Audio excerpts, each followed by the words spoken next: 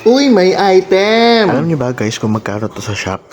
Guys, nakabili ko ng ganito para sa Fortuner namin ng 1,200 pesos. Plus installation na 100 pesos. So, ibig sabihin naka 1,300 ako. Guys, check nyo sa yellow basket kung magkano to. Pwede to, signal light, reverse light.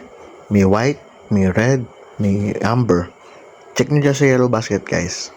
Ayan, wala nga pala siyang reverse light guys, kaya bumili na ako dyan online. Sabay-sabay natin tuklasin kung goodbye talaga tong item na to. Easy to install to guys, plug and play lang to. Yan, kitang-kita naman. Testingin na natin. Ayan siya. Maliwanag no?